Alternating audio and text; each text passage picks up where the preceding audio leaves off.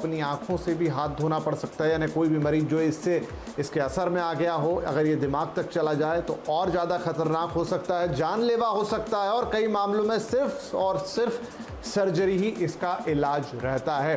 तो आखिर क्या कारण है कि दूसरी वेव में ब्लैक फंगस के इतने मामले आ रहे हैं और ये मामले ज़्यादातर युवाओं में दिख रहे हैं? तो आज इसी ब्लैक फंगस के बारे में लेंगे पूरी जानकारी। क्या होता है, कैसे इलाज होता है, क्या लक्षण होते हैं, कैसे इससे बच सकते हैं। और हाँ, आपको बता दें, कोविड के मरीजों में ये हो रहा है और उन मरीजों में देखा जा रहा है जो ठीक हो गए पूरी तरीके से, लेकिन 1 या 2 हफ्ते बाद ब्लैक फंगस के लक्षण आए और फिर उन्हें बीमार कर दिया। और इसीलिए हेल्थ मिनिस्ट्री ने और ICMR ने इसके लिए बाकायदा एक एडवाइजरी भी जारी की है। लगातार ग्राफिक आपकी स्क्रीन पर चल रहे हैं। देखिए, एक फंगल इन्फेक्शन है और एक ऐसी फंगस है जो कहीं भी पाई जाती है। इनफैक्ट आपके शरीर में रहती है, आपके नाक में रह सकती है, नाक से जो बलगम आता है या छाती में जो बलगम होता है, कई बार वहाँ पर भी इसके ट्रेसेस पाए जाते हैं। धूल, मिट्टी, हवा, पानी, सब जगह ये मौजूद है, ये नहीं आपके चारों तरफ है। फिर आप कहेंगे कि ये आपको इन्फेक्ट क्यों नहीं करती? इसलिए नहीं करती क्योंकि आपकी जो प्रतिरोधक क्षमता है, आपकी जो इम्यूनिटी है, वो इससे आपको बचा कर रखती है।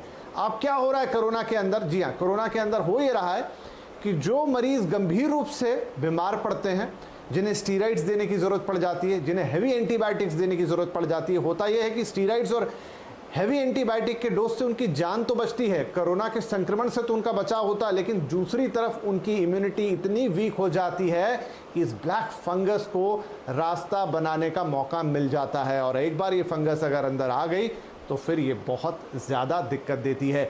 एक बार अगर ये एंट्री कर गई, बहुत दिनों तक तो पता नहीं चलता, और जब तक पता चलता है कई मामलों में ये मामला लेट हो जाता है। इलाज के तौर पर फिर एक एंटी फंगल इन्फेक्शन ही है, जिसके बारे में अभी हमें डॉक्टर्स बताएंगे। लेकिन ज़्यादातर मामलों में अभी हम जो सुन रहे हैं, ये फंगल इन्फेक्शन आँख तक पहुंचता है, सर्जरी करनी पड़ती है और अफसोसजनक है कि बहुत सारे लोगों को अपनी एक या फिर कई बार दोनों आंखें गंवानी पड़ती है। बहुत सारे मामलों में डॉक्टर्स को मरीज की जान बचाने के लिए, ये फंगल इन्फेक्शन हटाने के लिए उनकी आंख को निकालना पड़ता है और खुदा ना खास्ता ये और ऊपर तक चला गया, यानी ब्रेन तक चला गया, तो करीब 50% के आसपास की मृत्यु दर यहाँ पर इसमें कही जा रही है, बताई जा रही है। होप कि अब हमारे मेहमान जुड़ चुके हैं। डॉक्टर चैटर्जी, क्या आप मुझे सुन पा रहे हैं?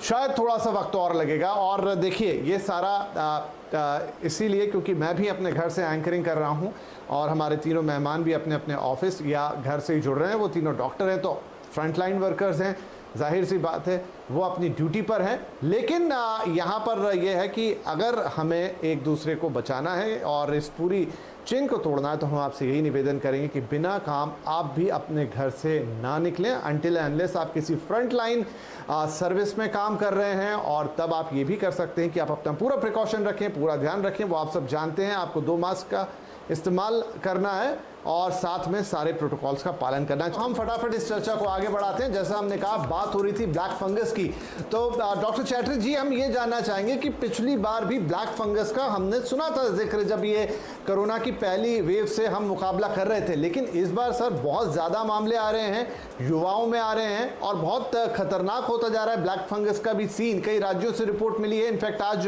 गवर्नमेंट को इसके लिए गाइडलाइन भी जारी करनी पड़ गई, इनफैक्ट कल ही। क्या कारण है कि इतनी ज्यादा तादाद में इस बार ब्लैक फंगस के केसेस आने लग गए हैं? देखिए, ये चीज हम लोगों ने लास्ट टाइम भी देखा था, लास्ट वेव में देखा था। दिल्ली में अभी तक उतने मामले नहीं हैं जितने कि दूसरे स्टेट्स में है। इसका एकमात्र कारण ये सोचा जा सकता है कि लोग, एक तो ट्रीटमेंट जो मोडालिटी है, एक तो पेशेंट्स काफी सीरियस